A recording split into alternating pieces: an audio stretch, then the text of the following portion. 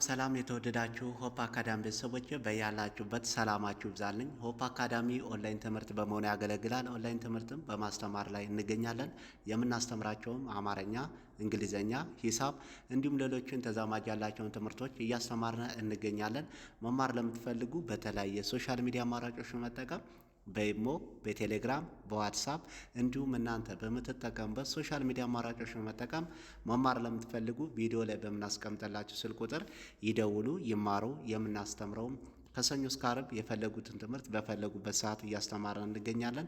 እንዲሁም በተለያየ ምክንያት ሳትማሩ ለቀራችሁ ገና ከጅምሩ ከመሰረቱም እያስተማርን እንገኛለን። እንዲሁም ፊደላትን ለይታችሁ ነገር ግን አገጣጥማችሁ ለማንበብና ለመጻፍ ለተቸገራችሁም እያስተማርን እንዴት ባለ መልኩ ቀለል ባለ መንገድ የምትጽፉበትና የምታነቡበትን መንገድ እያመቻችን እያስተማርን እንገኛለን። እንግዲህ በዛሬው ትምህርታችን ወይም በዛሬው ቪዲዮአችን አጫጭር አረፍተ ነገሮችን እንዲሁም ዘወትር የምንጠቀምባቸው ቃላቶችን ቴክስት ለመጻፍና ለማንበብ ቀለል ባለ መንገድ እንዴት ባለ መልኩ ነው ማንበብና መጻፍ ያለብን የሚል ትምህርት ነው ዛሬ ይዤላችሁ የመጣሁት። ለዚህ ቪዲዮ አዲስ ስለሆናችሁ ላይክ፣ ሼር፣ ሰብስክራይብ፣ ኮሜንት እያደረጋችሁ ቪዲዮ እስከ መጨረሻ ድረስ አብራችሁን በመከታተል አብራችሁን ቆዩ። እንግዲህ ዛሬ የምናየው የዛሬው ትምህርታችን የተለያዩ አጫጭር ጽሁፎች ናቸው ወይም አጫጭር አረፍተ ነገሮች እንዲሁም ዘወትር ደግሞ እንጠቀማቸዋለን። ነገር ግን ቀለል ባለ መንገድ እንዴት ነው ማንበብና መጻፍ የምንችለው የሚል ትምህርት ነው ዛሬ የምናየው። እንግዲህ ከዚህ ጋር የመጀመሪያው ቤተሰብ ሰላም ነው። ጠቅለል ስናደርገው ቤተሰብ ሰላም ነው። እንግዲህ ቤተሰብ ሰላም ነው ይላል። ጠቅለል ስናደርገው ቤተሰብ ሰላም ነው። አንድ ጓደኛችን ወይም ጓደኛ ቤተሰብ ሰላም ነው እንዴት ነው ብሎ ቴክስት ሊያደርግልን ይችላል። ቀለል ባለ መንገድ እኛ በዚህ መልኩ ቤተሰብ ሰላም ነው ብለን እናነባለን ወይም ሰላም በሚል መልኩ እንጸጻፋለን ማለት ነው። ለመጻፍም አንድን ሰው ቤተሰብ ሰላም ነው ብለን ለመጠየቅ በዚህ መልኩ እንጽፋለንም ቢጻፍልንም ቀለል ባለ መንገድ በዚህ መልኩ እናነባለን ማለት ነው። ቀጣይ ደግሞ ስራ እንዴት ነው። ስራ እንዴት ነው። ጠቅለል ስናደርገው ስራ እንዴት ነው ይላል። እንግዲህ ስራ እንዴት ነው ይላል። አንድ ሰው አሁን ስራ እንዴት ነው ብሎ ቴክስት ቢያደርግልን በዚህ መልኩ እናነባዋለን ማለት ነው። ምንድነው የተጻፈው የሚል መቸገር አይኖርብንም። ስራ እንዴት ነው ብሎ ቢጠይቀን ወይም ቢጽፍልን እኛ በዚህ መንገድ ቀለል ባለ መልኩ እናነባዋለን ማለት ነው። ወይም አንድን ሰው ስራ እንዴት ነው ብለን ቴክስት አድርገን ለመጠየቅ ብንፈልግ በዚህ መልኩ እንጽፋለን፣ እንለማመዳለን ማለት ነው። ቀጣይ ደግሞ ስራ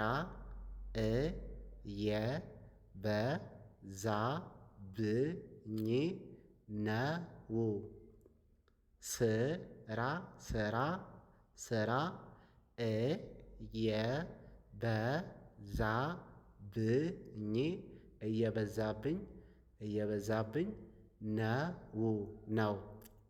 እንግዲህ ጠቅለል ስናደርገው ስራ እየበዛብኝ ነው ብለን እናነባዋለን። ይሄን አሁን ስራ እንዴት ነው ብሎ ቢጠይቀን አንድ ሰው እኛ ደግሞ በጽሁፍ መንገድ ስራ እንዴት ነው ብሎ ቴክስት ቢያደርግልን ወይም ቢያደርግልሽ ስራ እየበዛብኝ ነው ብለን ቴክስት ልናደርግለት እንችላለን ወይም ልናደርግላት እንችላለን ማለት ነው። ቀለል ባለ መንገድ ስራ እየበዛብኝ ነው ብለን ቴክስት እናደርጋለን ወይም ቢጻፍልን በዚህ መልኩ እናነባለን ማለት ነው። ቀጣይ ደግሞ ጓደኛዬ እንዴት ነህ ወይም ሺ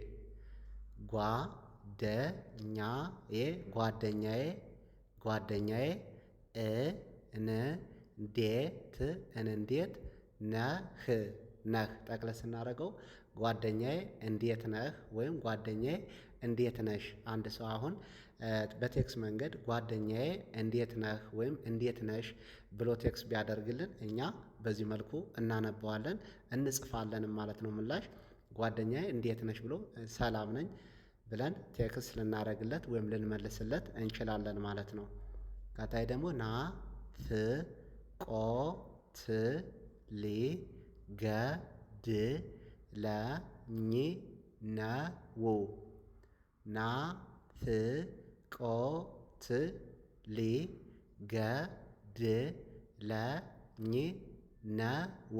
ነው። ጠቅለል ስናደርገው ናፍቆት ሊገድለኝ ነው ብለን እናነባለን። ቀጣይ ደግሞ አዲስ ነገር አለ። ምን አዲስ ነገር አለ። ጠቅለል ስናደርገው ምን አዲስ ነገር አለ ይላል። እንግዲህ ስናነበው ምን አዲስ ነገር አለ ይላል። አንድ ሰው ቴክስት ቢያደርግልን ይሄን በዚህ መልኩ እናነባዋለን ማለት ነው። ምን አዲስ ነገር አለ ወይም ሌላ ሰው ጋር አንድ ሰው ምን አዲስ ነገር አለ ብለን ለመጠየቅ በቴክስት መንገድ ብንፈልግ በዚህ መልኩ እንጽፋለን፣ እንለማመዳለን ማለት ነው።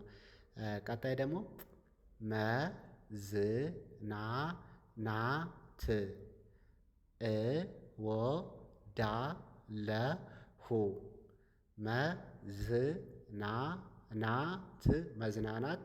መዝናናት እወዳለሁ። መዝናናት እወዳለሁ። ጠቅለል ስናደርገው መዝናናት እወዳለሁ ብለን እናነባለን። መዝናናት እወዳለሁ።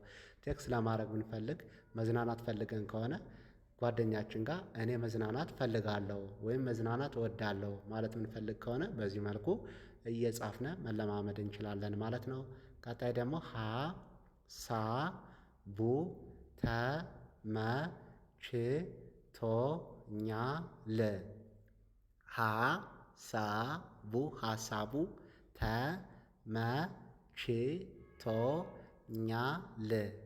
ተመችቶኛል። ጠቅለል ስናደርገው ሀሳቡ ተመችቶኛል ብለን እናነባዋለን። ሀሳቡ ተመችቶኛል። አንድ ሰው የሆነ ነገር ጠይቆን ሀሳቡ ከተመቸን ወይም ያን ነገር የሚመቸን ከሆነ ሀሳቡ ተመችቶኛል ብለን ቀለል ባለ መንገድ ቴክስት ልንጽፍለት እንችላለን ወይም ልንጽፍላት እንችላለን ማለት ነው። ሀሳቡ ተመችቶኛል ብለን። ቀጣይ ደግሞ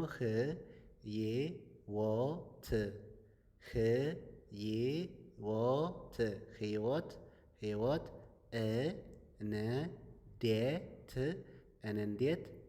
እንዴት ነው ይላል። ጠቅለል ስናደርገው ህይወት እንዴት ነው ብለን እናነባዋለን። ወይም አንድን ሰው ህይወት እንዴት ነው ብለን ለመጠየቅ ብንፈልግ በዚህ መልኩ ቴክስት አድርገን መጻፍ እንችላለን፣ መጠየቅ እንችላለን ማለት ነው። ቀጣይ ደግሞ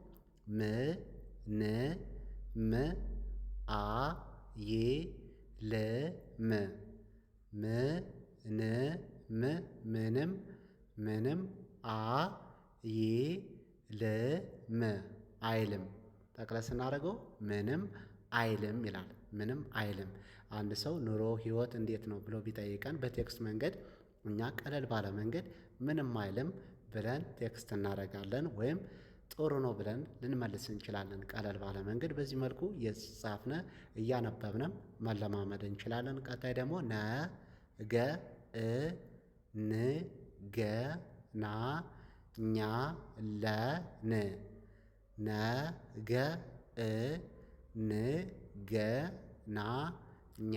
እንገናኛለን። ጠቅለል ስናደርገው ነገ እንገናኛለን ብለን እናነባለን ማለት ነው። መገናኘት የምንፈልገው ነገር ካለ ወይም አንድን ሰው የምንቀጥር ከሆነ ነገ እንገናኛለን ብለን ቴክስት ለመጻፍ ከፈለግን በዚህ መልኩ ቀለል ባለ መንገድ መልእክት ማስቀመጥ መጻፍም እንችላለን ማለት ነው። ቀጣይ ደግሞ